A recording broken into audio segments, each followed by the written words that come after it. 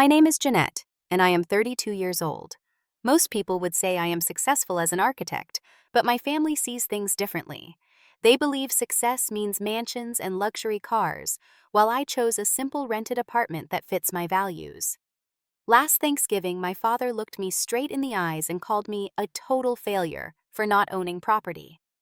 What they didn't know was that I had been working on something special for years. If you have ever been judged for your lifestyle choices, drop a comment, letting me know where you are watching from, and hit subscribe to join our community of people who define success on their own terms. I grew up in Brookline, an affluent suburb just outside of Boston, in a sprawling colonial with 6 bedrooms that my parents Thomas and Diane made sure everyone knew the value of. My father would casually mention the property assessment during dinner parties, watching guests' eyes widen at the numbers. This was normal in our family, where worth was measured by square footage and price tags. My father built his career as an executive at a financial services firm, climbing the corporate ladder with ruthless determination. Every promotion meant a new car, a home renovation, or an exclusive vacation. He measured his success not by fulfillment, but by acquisitions. The garage housed a rotating collection of luxury vehicles, none kept longer than a year before being traded in for the latest model. "People judge you by what you drive, Jeanette," he would say while polishing his new Mercedes. "First impressions are everything in this world." My mother Diane worked as a high-end real estate agent specializing in luxury properties. She turned house hunting into competitive sport, always networking, always comparing. Her phone constantly buzzed with notifications from real estate apps tracking neighborhood sales and property values. Dinner conversations revolved around which neighbors were selling, buying, or renovating. I still remember when the Hendersons across the street remodeled their kitchen. Within a week, contractors were at our house. My mother paced the kitchen, pointing at perfectly good countertops and cabinets, declaring them embarrassingly outdated. "We cannot be the only house on the block with last year's finishes," she insisted, writing a check that made my father wince even with his executive salary. My older sister Amanda absorbed these values like a sponge. She majored in business, married Jackson, a hedge fund manager, and promptly bought a mansion in Newton that strained even his substantial income. Their wedding featured in a regional luxury magazine, which my mother framed and displayed prominently in our living room. Amanda drove a Range Rover, vacationed in exclusive resorts, and posted carefully staged photos of her perfect life. My younger brother Kevin followed a similar path, securing a position at my father's company straight out of college through networking, as my father called it, or nepotism as it actually was. By 26, he had purchased a sprawling house in an up-and-coming neighborhood with a 3-car garage housing vehicles he could barely afford. Then there was me, always the odd one out. While other girls in my class received jewelry for their 16th birthdays, I asked for architecture books. I was fascinated not by the mansions my mother sold, but by the thoughtful design of spaces that actually improved people's lives. I sketched buildings that worked with natural landscapes rather than dominating them. I dreamed of creating beautiful functional spaces, accessible to everyone, not just the wealthy. Our family vacations were exercises in status. Every summer we would visit some exotic location, but the experience itself seemed secondary to documenting it for others.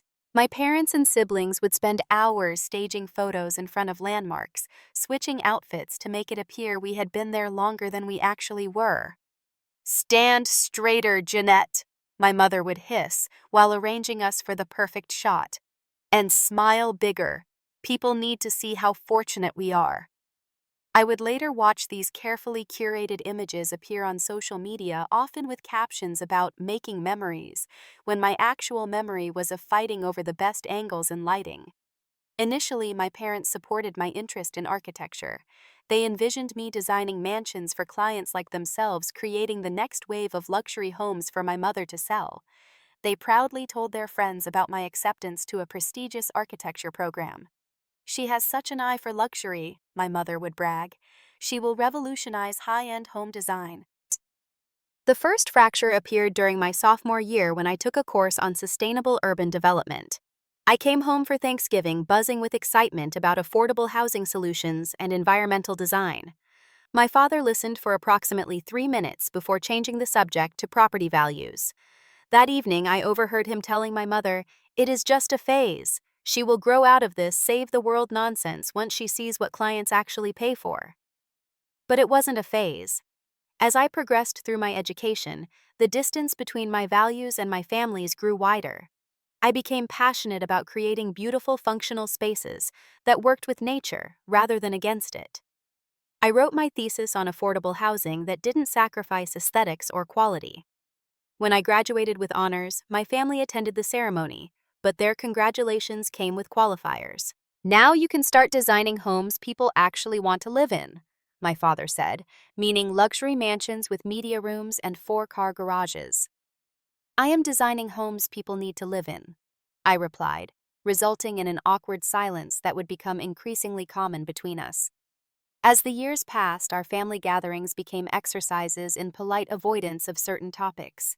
We could discuss the weather sports teams and my siblings' material acquisitions, but my work designing mixed-income housing developments or restoring historic buildings for community use was met with strained smiles and quick subject changes. The growing emotional distance hurt, but I couldn't abandon my principles to gain their approval. Somewhere along the way, I realized we were operating from fundamentally different definitions of success, ones that might never be reconciled. After graduating with my architecture degree, I faced the reality many young professionals encounter. The job market wasn't immediately receptive to my idealistic vision. Several luxury firms offered positions designing exactly the kind of ostentatious showpieces my parents wanted me to create, but I declined much to their frustration. "You are turning down how much," my father thundered when I mentioned declining an offer from a firm specializing in vacation homes for the ultra-wealthy. "For what? To design homeless shelters." "Not homeless shelters," I explained patiently. "Affordable housing with sustainable features that reduce long-term costs and environmental impact." He shook his head. "You will never make real money with that bleeding heart approach." After 6 months of searching, I landed a position at Greenspace Architects, a mid-size firm known for their innovative approach to sustainable design. The starting salary was modest compared to what my classmates made at luxury firms, but the work aligned perfectly with my values. My first project was collaborating on the renovation of an abandoned warehouse into affordable housing units with shared green spaces. Walking through the completed building a year later, seeing families making homes in spaces I had helped design, I felt a kind of fulfillment I knew wouldn't come from creating another millionaire's third vacation property. As my career progressed, I developed a reputation for creative solutions that maximized both functionality and aesthetics while minimizing environmental impact. I wasn't getting rich, but I was making a comfortable living doing meaningful work. My portfolio grew with projects ranging from community centers to mixed-use developments that combined affordable housing with small business spaces. The most significant decision, and the one that would eventually bring family tensions to a breaking point, was my choice of living situation. While my siblings stretched themselves financially to purchase impressive addresses, I rented a modest 2-bedroom apartment in a diverse neighborhood close to my office. The building was a converted textile factory with exposed brick walls, tall windows, and within walking distance to everything I needed. The rent was reasonable, allowing me to build savings while living comfortably. I furnished it simply but beautifully, using my design skills to create a space that felt both peaceful and inspiring. My apartment became my sanctuary, filled with plants, books, and furniture either secondhand or crafted by local artisans I had met through various projects. I could walk to work, to the farmer's market, to my favorite coffee shop, where the owner knew my order by heart. I had built a life that felt authentic and connected, rich in experiences rather than possessions. The benefits of my choice were numerous, but invisible to my status-conscious family. Without a crushing mortgage, I could build significant savings. My investment portfolio grew steadily, managed by a financial advisor who shared my values of ethical investing. Without property maintenance consuming my weekends, I had time to volunteer, designing community spaces for underserved neighborhoods.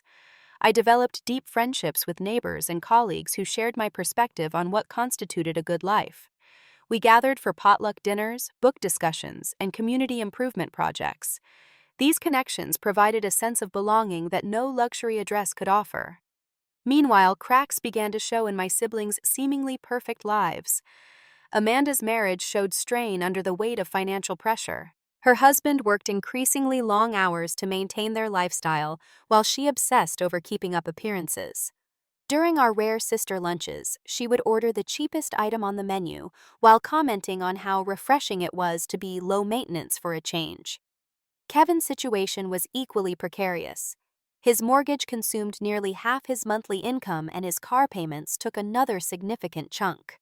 He began asking our father for loans, always for temporary emergencies that seemed to occur with increasing frequency. During one family dinner, Kevin mentioned needing to replace his roof, wincing at the estimated cost. When I suggested he might consider a more modest home in the future, one that didn't strain his resources, you would have thought I had suggested he live in a cardboard box. "And give up my address. Do you know what that neighborhood does for my professional credibility?" he scoffed. "Not everyone wants to live like a college student forever, Jeanette." My mother jumped in before I could respond. "Kevin's home is an investment in his future," she said firmly. "Property is the only reliable way to build wealth." I bit my tongue rather than pointing out that my investment portfolio, built from the money I saved by not overextending myself on property, had outperformed the appreciation on his home by a significant margin. Such financial realities weren't welcome topics in family discussions unless they reinforced their worldview. The irony was that while my family pitied my renting situation, I was quietly building more actual wealth than my status-obsessed siblings. Without mortgage stress, car payments, or the pressure to continuously upgrade my surroundings, I lived well below my means while enjoying a life rich in purpose and connection. This disconnect between appearance and reality became increasingly frustrating. When my mother would sigh about how I was throwing money away on rent, I wanted to explain how my choices were actually financially sound, but experience had taught me such conversations were futile. We were speaking different languages about value success and what constituted a life well lived. Instead, I channeled my energy into my career and a secret project that would eventually force my family to reevaluate their assumptions. As my professional reputation grew, so did the scale and impact of my work. I was invited to speak at conferences on sustainable urban development, consulted on city planning initiatives, and mentored young architects who shared my vision. Through it all, I maintained my disappointing lifestyle choices, living in my rented apartment, investing wisely, and finding fulfillment in creating spaces that served real human needs rather than status anxiety. What my family couldn't see was that I was succeeding brilliantly by measures that actually mattered to me, even if they weren't impressed by the square footage of my living room. The annual Thanksgiving dinner at Amanda and Jackson's mansion had become something of an endurance test over the years. This particular year, however, would prove to be the breaking point in my relationship with my family. Amanda's house was a showcase of excess, with soaring ceilings, marble everything, and furniture that looked impressive but felt uncomfortable. The dining room featured a table that could seat 20, though we were only 6. Crystal chandeliers threw prismatic light across place settings that included more forks than any reasonable meal required. I arrived early to help, though helping mainly consisted of listening to Amanda stress about the caterers she had hired since she rarely cooked. The kitchen was magazine-worthy but underused, with appliances still bearing their factory stickers. "Your apartment must seem so cozy compared to managing all this space," Amanda said, somehow making it sound like I lived in a shoebox. "It is exactly the right size for me," I replied, arranging flowers in a vase that probably cost more than my monthly rent. "Well, when you finally decide to grow up and buy a proper home, I know some excellent decorators," she offered, patting my hand like I was a child who would eventually learn better. My parents arrived next, my mother sweeping in wearing a new designer outfit, immediately commenting on Amanda's recent kitchen upgrade. "The waterfall quartz is divine, darling. The Sullivans will be absolutely green when they see it."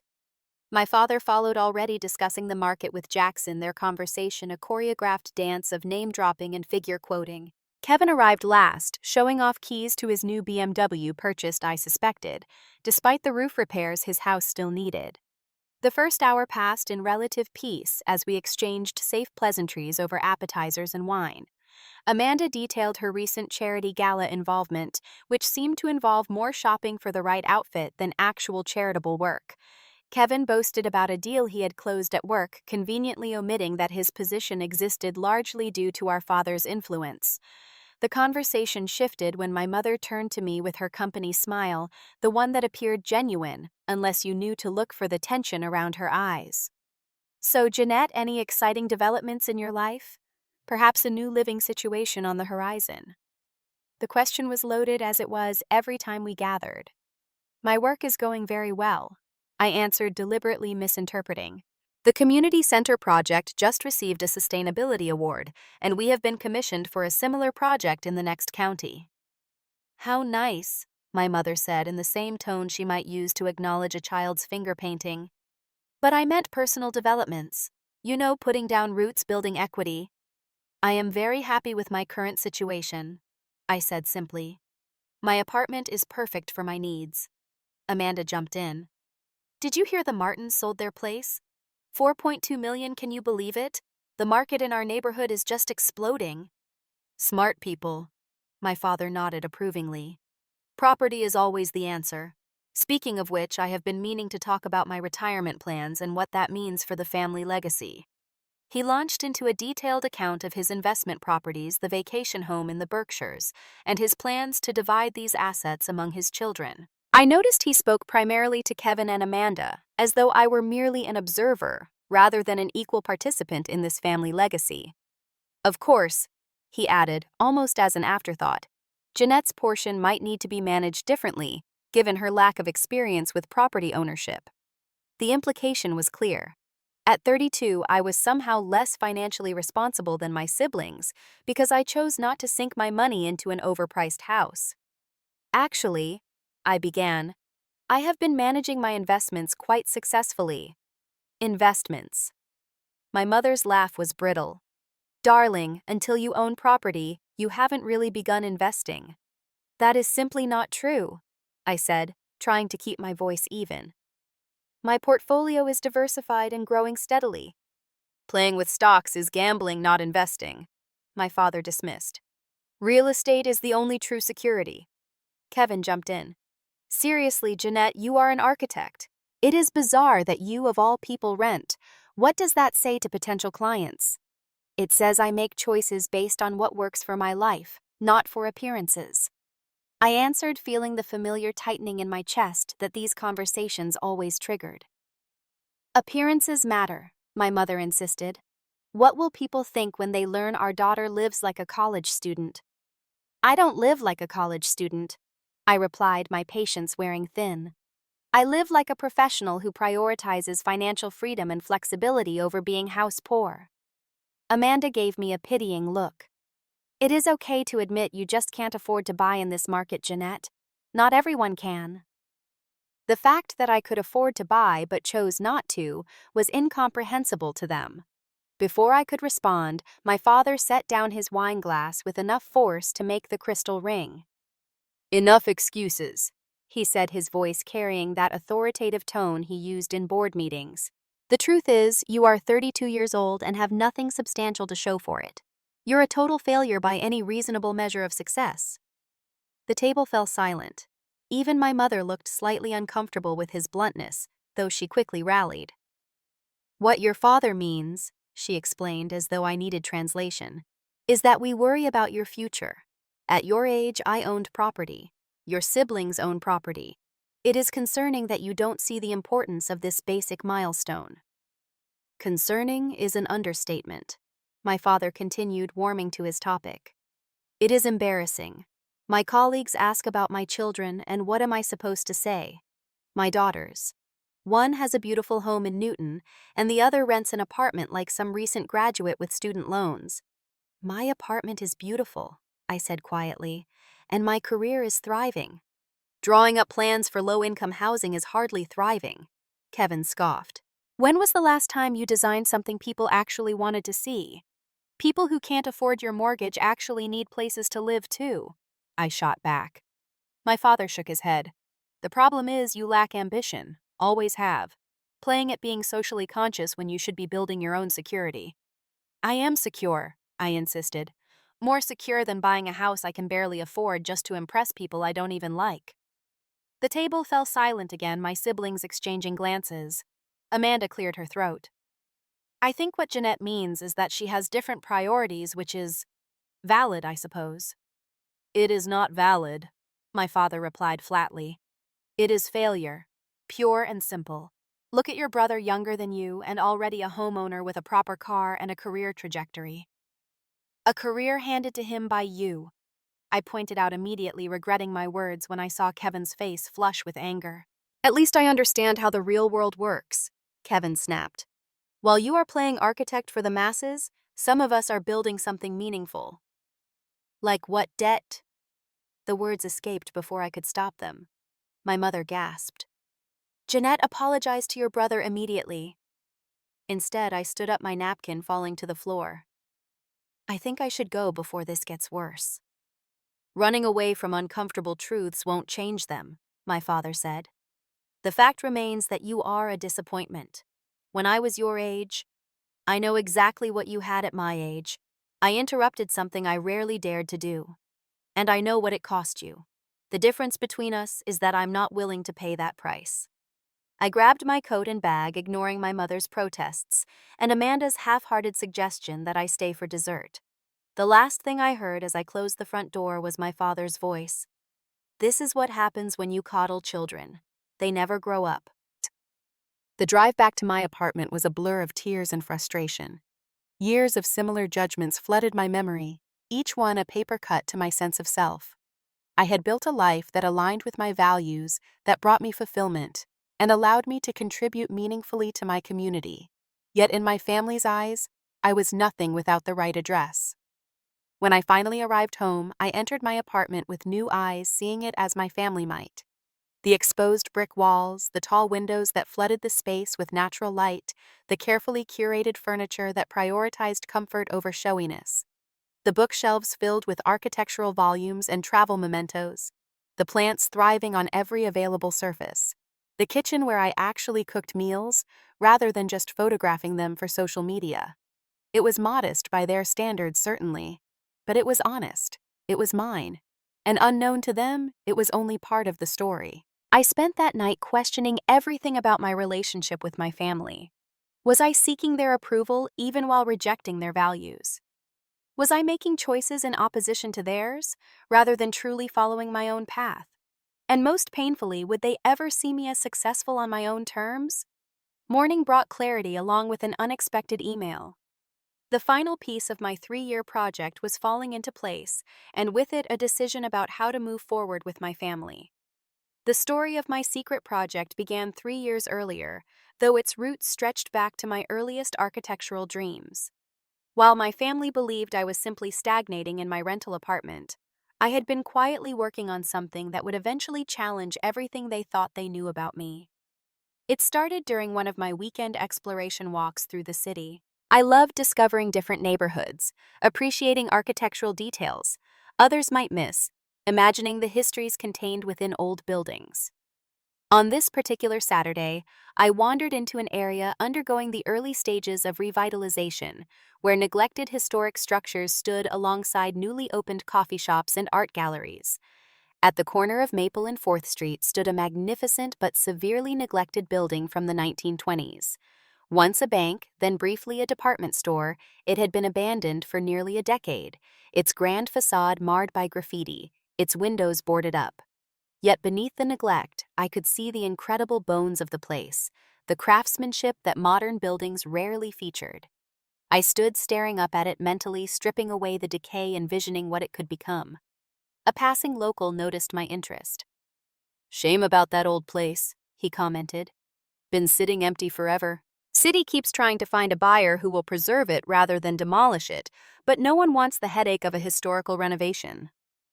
Something clicked in that moment. I had been saving diligently for years, living below my means while my investment portfolio grew. I had no mortgage, no car payments, no consumer debt of any kind. What I did have was expertise in exactly this kind of project, and the financial freedom to consider possibilities my house-poor siblings could never entertain. The next day, I contacted the city planning office to inquire about the property.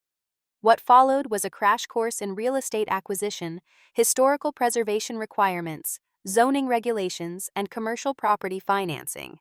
The building was available for substantially less than its potential value due to the restrictions on its development and the extensive restoration needed. Using my savings as a down payment and securing favorable financing based on my excellent credit and the building's potential, I became the owner of a 12,000 square foot historical building in an emerging neighborhood. The purchase was completed through an LLC I created, keeping my name out of public records, ensuring my family wouldn't hear about it through my mother's real estate connections. With ownership secured, the real work began. Evenings and weekends that my family assumed I spent wasting time with those artsy friends were actually devoted to planning the building's transformation. I partnered with a contractor who specialized in historical renovations, a former client who had been impressed with my work on a community center. "This is ambitious for a solo investor," he told me during our first walkthrough. "Most projects this size have multiple backers or corporate funding." "I prefer to maintain creative control," I explained, "and I believe in the potential enough to take the risk." The renovation plans took shape. The ground floor would become mixed-use commercial spaces ideal for local businesses. The second floor would be divided into affordable office suites for small professional practices, and the top floor and former mezzanine would become my own living and workspace with a rooftop garden providing both greenery and sustainable energy through solar panels. The financial discipline required was intense. I continued living in my apartment, funneling as much of my income as possible into the project. There were moments of doubt, particularly when unexpected issues emerged, as they always do in historical renovations. The electrical system needed complete replacement. The foundation required extensive reinforcement. Original materials needed to be sourced to satisfy historical preservation requirements. Each setback required additional funds and creativity to overcome. While my siblings posted photos of luxury vacations and new vehicles, I was quietly liquidating portions of my investment portfolio to fund structural repairs that no one would ever see, but would ensure the building's integrity for another century. There were triumphs along the way, too. Finding original blueprints in city archives that revealed hidden architectural features, discovering intact mosaic flooring beneath layers of linoleum in the main lobby, connecting with artisans who could replicate historical elements that couldn't be salvaged. Throughout the 3-year process, I told almost no one in my personal life about the project. My close friends knew, of course, and provided emotional support during the most challenging phases. My colleagues at the architecture firm were aware I had a personal project, but assumed it was a small-scale renovation, not the complete transformation of a historical landmark. I kept the project secret from my family for complex reasons I was still unraveling. Part of it was wanting to succeed completely on my own terms, without their input or interference. Part was avoiding their criticism or attempts to steer my vision toward more marketable or luxury-oriented choices. But the largest part, I had to admit, was wanting to present them with the finished result rather than the messy process, to show rather than tell them what I was capable of creating. The morning after that disastrous Thanksgiving dinner, I received an email from the city's Historical Preservation Office. The final inspection was complete, and all permits were approved. My building renovation had not only met but exceeded the preservation requirements, and they were featuring it in their annual report as an exemplary restoration. Sitting in my failure of a rented apartment reading this official validation of 3 years of vision, investment, and hard work, something shifted inside me. The need for my family's approval, which had haunted me since childhood, despite my rebellion against their values, suddenly seemed less important than it ever had. Yet I still wanted them to see what I had created, not from a need for validation, but because this project represented who I truly was, what I genuinely valued. Perhaps in seeing the physical manifestation of my principles, they might finally understand me, even if they never fully approved. I picked up my phone and composed a careful text message to our family group chat. "I have something important I would like to show you this weekend. It is a project I have been working on for some time. Saturday at 2 p.m. if you are available. Address to follow." Their responses were immediate and predictable. My mother: "Finally. Looking forward to seeing you make a proper investment." My father: "About time. Amanda."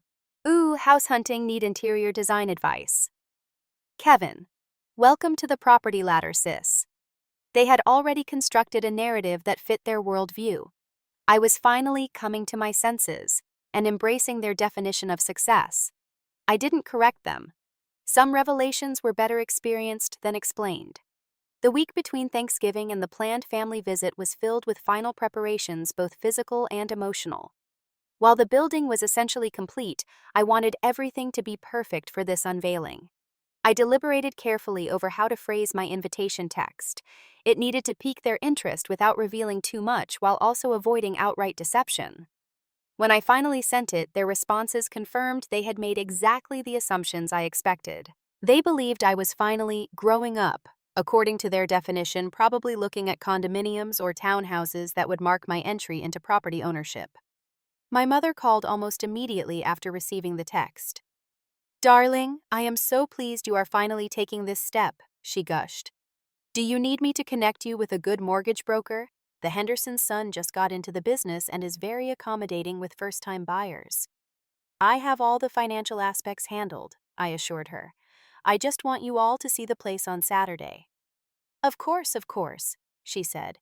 "Your father and I wouldn't miss it. He was just saying at breakfast how relieved he is that you are finally thinking about your future properly." I let the assumption stand, partly because explaining would require revealing the whole story over the phone, and partly because I was still working through my own complicated feelings about the reveal. The preparation went beyond just the physical space. I spent time with my therapist working through what I hoped to achieve with this revelation and how to manage my expectations of my family's reactions. "What would a successful outcome look like to you?" Dr. Winters asked during our session. I considered this carefully. "I guess I want them to see that success can look different than they imagine. That I have not been failing or stagnating, but building something meaningful on my own terms. And if they still don't see that," it was the question I had been avoiding, "then I need to accept that their approval might never come, and that has to be okay." She nodded. "Are you ready for that possibility?" "I am getting there," I admitted. "This project has taught me that I am capable of more than even I imagined. Maybe that realization is the real success regardless of what they think." As Saturday approached, I also prepared the building itself for their visit. The ground floor commercial spaces were still awaiting tenants, though I had already received several applications from local businesses attracted by the combination of historical character and modern sustainability. I made sure these spaces were immaculately finished with their potential clearly visible. The second-floor office suites were similarly ready. The original wood floors restored to a warm glow, the large windows allowing natural light to flood the spaces. One suite was already leased to a small architectural conservation consultancy, their minimalist furniture installed but not yet occupied. My own living space on the top floor had been my labor of love.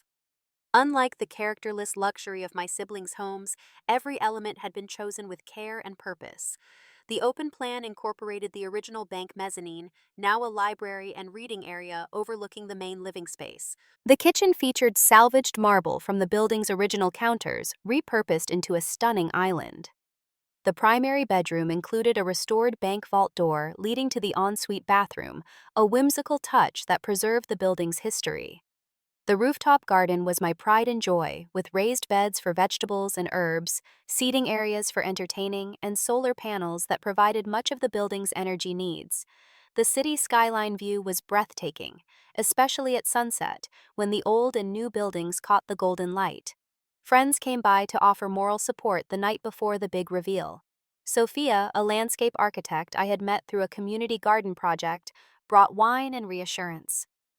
"This place is incredible, Jeanette," she said as we sat on the rooftop overlooking the city. "If they cannot see what you have accomplished here, that is their loss entirely." "I know that intellectually," I admitted. "But emotionally, there is still this part of me that wants them to be proud to understand why this matters so much to me." "That is natural," she replied. "But remember, you did not create this for them. You created it because it aligns with your values and vision. That authenticity is what makes it special." The morning of their visit, I woke early watching the sunrise from my rooftop garden. I rehearsed what I would say when they arrived, trying to anticipate their reactions and questions. Would they be impressed? Confused, dismissive? Would they see the value in what I had created, or only calculate the potential resale price? I reminded myself that their reactions, whatever they might be, didn't define the worth of what I had accomplished. This building represented more than a financial investment. It was a physical manifestation of my beliefs about sustainability, community, and purposeful design. It was the most authentic expression of my values I had ever created. As the appointed hour approached, I stood on the sidewalk outside the building, its restored facade now a neighborhood landmark. The original stonework gleamed in the afternoon sun, the brass details polished to a warm glow. I had intentionally left the historical plaque uncovered, showing the building's origin as the 4th Street Bank, established 1922. I took a deep breath, centering myself for whatever was to come. For once, I wasn't seeking their approval. I was simply sharing my truth and letting them respond as they would. The girl who had craved their validation was giving way to the woman who had built something remarkable on her own terms. From down the street, I spotted my parents' Mercedes approaching, followed closely by Amanda's Range Rover and Kevin's BMW. As they parked and emerged, their expressions already registered confusion. This was clearly not a residential building in the kind of neighborhood they had anticipated. My journey of revelation was about to begin. My family's cars pulled up to the curb, one after another, gleaming and expensive against the backdrop of a neighborhood still in transition. They emerged looking polished as always, my mother in a designer coat she probably purchased specifically for this occasion, my father checking his watch as if calculating the value of the time he was spending here. Their confusion was immediate and obvious as they looked from me to the imposing brick building behind me. This was not a condominium complex or a row of townhouses. This was clearly a commercial building in a neighborhood they would consider developing at best and questionable at worst. "Jeanette, darling," my mother called, her smile fixed, but her eyes darting around assessingly. "I think there must be some mistake with the address you sent." I smiled, enjoying for perhaps the first time the sensation of knowing something they did not. "No mistake. This is exactly where I wanted you to meet me." My father frowned, looking up at the restored facade with obvious disapproval. "Is this about one of your work projects? Some community center or affordable housing thing? Because we thought you invited us to see a property you were considering purchasing." "In a manner of speaking, I did," I replied, watching comprehension slowly dawn on Kevin's face first. "Wait, is this the building you are looking at buying, a commercial property?" Kevin asked, already pulling out his phone undoubtedly to check property values in the area. Amanda looked confused and slightly horrified. "You are not planning to live in a commercial building, are you? That is so unconventional." I took a deep breath, savoring the moment. "Actually, I would like to show you around before I explain further. Please follow me." With visible reluctance, they followed me to the front entrance where original brass doors had been meticulously restored, now featuring my discreet company logo etched in the corner glass, Marshall Sustainable Design, named after my maternal grandmother, who had been the one family member to encourage my creative vision. As I unlocked the doors and ushered them into the soaring main lobby, their expressions shifted from skepticism to surprise.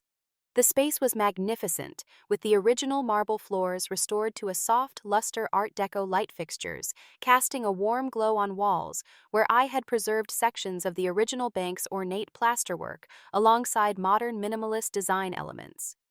"This is unexpected," my father admitted, turning slowly to take in the space. "You said this is a project you have been working on." "Yes," I replied simply. "For about 3 years now." 3 years? My mother's voice rose in pitch. "You have been involved with this building for 3 years and never mentioned it." I guided them further inside where the former teller counters had been transformed into a reception area for the building. "I wanted to wait until it was complete," I explained. "Now let me show you the ground floor commercial spaces." I led them through the main level, explaining my vision for each area. "These spaces will house local businesses, a bakery there, a bookstore here, and a community art gallery in the former vault area. The lease agreements include provisions for sustainable practices and community engagement." Kevin, ever the businessman, narrowed his eyes. So you are consulting on this renovation. What developer is backing it? The moment had come sooner than I expected. I turned to face them directly. There is no developer. I own the building. The silence that followed was absolute. Amanda's perfectly glossed mouth actually fell open. My father stood completely still, his expression unreadable. My mother grabbed the edge of a nearby counter for support. That is not possible, she finally said. A building this size, you could not possibly afford. I purchased it 3 years ago, I continued calmly. While living in my embarrassing rented apartment, I was saving and investing. This building was historically significant but severely neglected, which made it affordable to someone with good credit, architectural expertise, and a vision for its potential. You own the entire building? Kevin asked, his voice reflecting genuine shock. Not just a unit in it or a share of it. The entire building, I confirmed. Let me show you the second floor. As we moved upstairs, their stunned silence continued. The second floor, with its professional office suites, further expanded their understanding of the scope of what I had undertaken. These will be leased to small professional firms, I explained. The first tenant moves in next month, a historical preservation consultancy. The combination of character and sustainable features has already generated significant interest from potential tenants. My father, who had been uncharacteristically quiet, finally found his voice. The financing for something like this, how did you manage it? A combination of my savings, a commercial mortgage based on my excellent credit rating, and the building's potential and some historical preservation grants, I explained. My low overhead lifestyle allowed me to direct most of my income to this project over the past 3 years. As comprehension dawned, my father's expression shifted from confusion to calculation. I could almost see him running the numbers in his head, reassessing my financial situation entirely. Now I would like to show you the top floor, I said, leading them to the private elevator I had installed disguised to match the building's historical character. When the doors opened directly into my living space, the full impact of what I had accomplished finally hit them. The apartment was spectacular by any standard, with soaring ceilings, massive windows, and a perfect blend of historical features and modern design. At over 3,000 square feet, it was larger than any of my siblings' homes, but designed with intention and sustainability rather than ostentation. This is my home, I said simply. I will be moving here next month when my apartment lease ends. My mother wandered through the space in obvious disbelief, running her fingers over the reclaimed wood dining table, staring up at the original ceiling medallions I had restored. You will live here, above businesses. Mixed-use buildings are the cornerstone of vibrant urban communities, I explained. I can walk to everything I need, have rental income from the commercial spaces below, and a carbon footprint fraction the size of a comparably sized suburban home. I saved the rooftop for last, knowing its impact would be undeniable. When we stepped out into the garden I had created with its sustainable features disguised within beautiful design, even Amanda seemed genuinely impressed. The view is incredible, she admitted reluctantly. And you did all this while working full-time. Every evening, every weekend for 3 years, I confirmed. While you all thought I was throwing away money on rent and failing to grow up, I was actually creating this. My father had been examining everything with an increasingly calculating eye. What is the current market value of the property post-renovation? It was such a characteristic question that I almost laughed. Based on recent comparable sales and the rental income potential, approximately 4 times what I invested. His face actually paled slightly at the figure. And you did this entirely on your own, no partners or investors. Entirely on my own, I confirmed, though I had excellent contractors and consultants. As we returned to the main living area, I laid out the complete picture for them. The commercial spaces will generate significant rental income. The sustainability features reduce operating costs by about 40% compared to similar buildings. The neighborhood is rapidly appreciating, and most importantly, I have created exactly the kind of space I believe in, one that serves the community while providing me with both a home and financial security.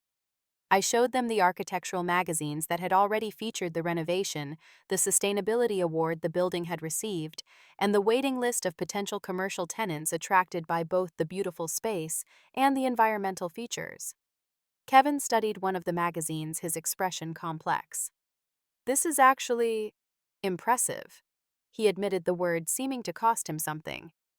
"I had no idea you were capable of something on this scale." "That much was obvious at Thanksgiving," I replied, not unkindly. My mother seemed to be struggling to reconcile her previous perception of me with this new reality. "But why would you keep this secret? Why let us believe you were just stagnating?" It was a fair question, one I had asked myself many times. At first, I wasn't sure I would succeed. This was an enormous undertaking, and there were many moments when I thought I might fail. Then, as it progressed, I realized I wanted to present you with the finished result rather than the messy process. I paused, considering how much of my truth to share.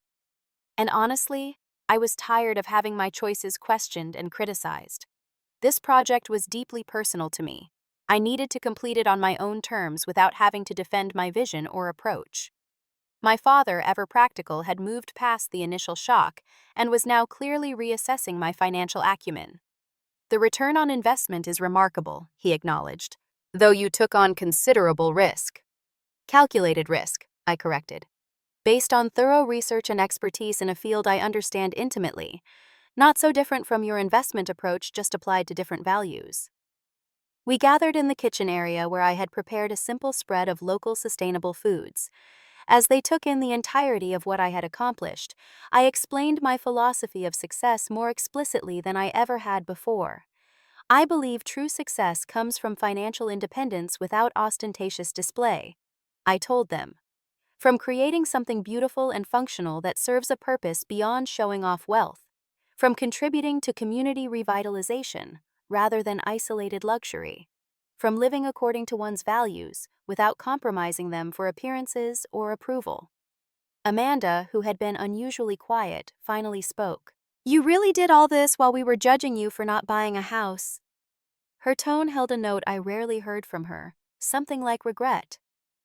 "I did," I confirmed.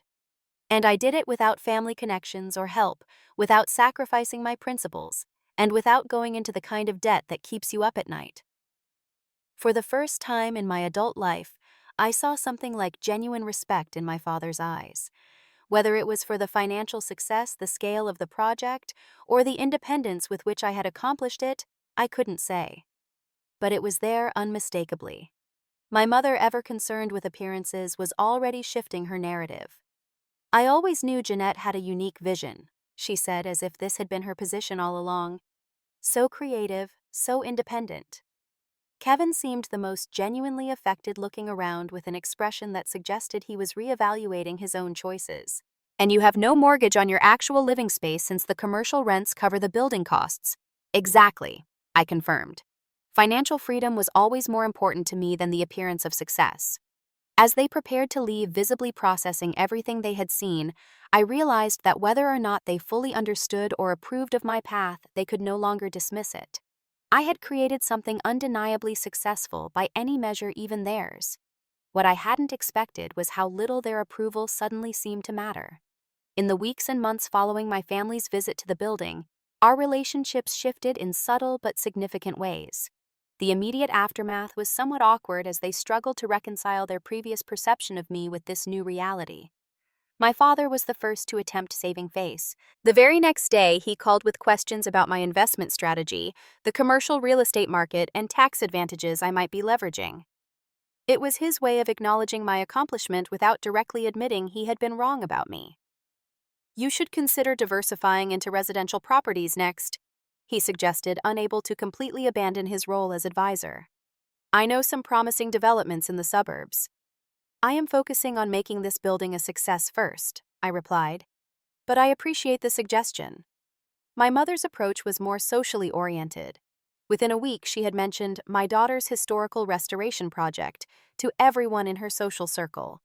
When a local lifestyle magazine featured the building in their Urban Renaissance issue, she requested extra copies to distribute to friends.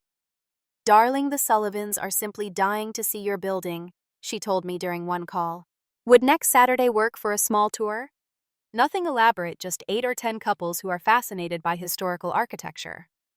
I declined politely but firmly, explaining that the building was not a showpiece for her social standing, but a working property with tenants who deserved privacy. It was the first of many boundaries I would need to establish as our relationship evolved. Amanda's reaction surprised me the most. During a sisters-only lunch, she confessed to feelings of envy, not of the building itself, but of the purpose and passion behind it. "You built something that actually means something," she said, pushing her salad around her plate. "Sometimes I wonder if I would have made different choices if I had not been so focused on maintaining appearances." It was the most genuine conversation we had shared in years, opening the door to a more authentic relationship. While we would never share the same values entirely, we began to find common ground in unexpected places. Kevin's adjustment was the most difficult. His identity had been so tied to being the successful son following our father's path that my achievement threatened his position in the family hierarchy. He vacillated between grudging respect and attempts to minimize what I had accomplished. "Sure, it is impressive," he told a mutual cousin at a family gathering, "but it is a pretty risky investment. Commercial properties in transitional neighborhoods are vulnerable to market fluctuations." I chose not to engage with these comments, recognizing them as his way of processing his own insecurities. Time would either change his perspective or it wouldn't, but my happiness no longer depended on his approval. The most significant change, however, was not in my family, but in myself. The process of creating the building had transformed me in ways I was still discovering. The confidence that comes from seeing a massive project through from vision to reality. The freedom of financial security achieved on my own terms. The peace of no longer seeking validation from people whose values fundamentally differed from mine. This internal shift manifested in my professional life as well. My work at the architecture firm gained new depth and authority. I was invited to speak at conferences on sustainable urban development, sharing the practical knowledge I had gained through my own project. I began mentoring younger architects who were drawn to the same principles of design that had always guided me. "How did you find the courage to pursue your vision when it went against conventional wisdom?" a young architect asked after one presentation. "I stopped trying to convince everyone else that my path was valid," I answered after consideration. "I just started walking it and let the results speak for themselves." This philosophy extended to all areas of my life. I built deeper, more authentic relationships with friends who truly shared my values. People who understood that success could be measured in impact and alignment, rather than square footage and luxury brands. I even began dating someone who appreciated simplicity and substance, a landscape architect I met through a community garden project. Our connection was based on shared values and genuine compatibility, rather than the social suitability my mother had always prioritized in my potential partners. My relationship with my family continued to evolve, sometimes progressing, sometimes reverting to old patterns. I learned to accept them as they were, with all their materialistic values and status anxiety, while maintaining firm boundaries around my own choices and priorities. I could love them without requiring their understanding or approval. During a quiet moment at a family dinner about 6 months after the big reveal, my father asked a question that surprised me with its sincerity. "Are you happy, Jeanette, with the choices you have made?" I considered the question carefully before answering. "Yes, I am. Not because everything is perfect, but because I am living in alignment with what matters most to me."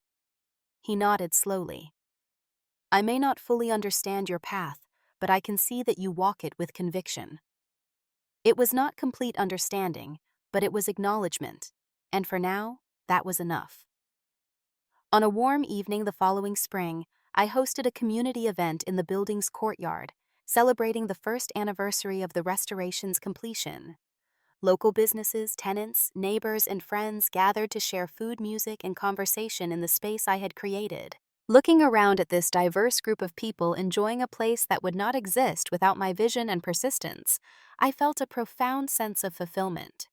This to me was the true measure of success, not the property values or status symbols that had defined my family's aspirations. True success, I had discovered, came from having the courage to define it for yourself, even when those definitions challenge everything you were taught to believe. It came from building a life that reflects your authentic values, not the expectations of others. And perhaps most importantly, it came from creating something that contributes positively to the world around you, that leaves a legacy beyond material wealth or social status. As the sunset cast a golden glow across the gathering, I welcomed everyone and shared a brief story about the building's transformation, about seeing potential where others saw only decay, about preserving history while creating space for new possibilities. This building stands as a testament to what we can create when we align our actions with our deepest values, I concluded. Each of us has the power to build something meaningful, whether that is a physical structure or a life well lived on our own terms. The applause that followed warmed me more than any family approval ever could, because it came from a community that understood and shared the vision that had guided me all along. What is your definition of success? Does it align with what your family or society expects, or have you found your own path? I would love to hear your thoughts in the comments below. If this story resonated with you, please hit the like button and subscribe to our channel for more stories about defining success on your own terms. Thank you for joining me on this journey, and remember, true wealth comes from living authentically, not from what others think of your choices.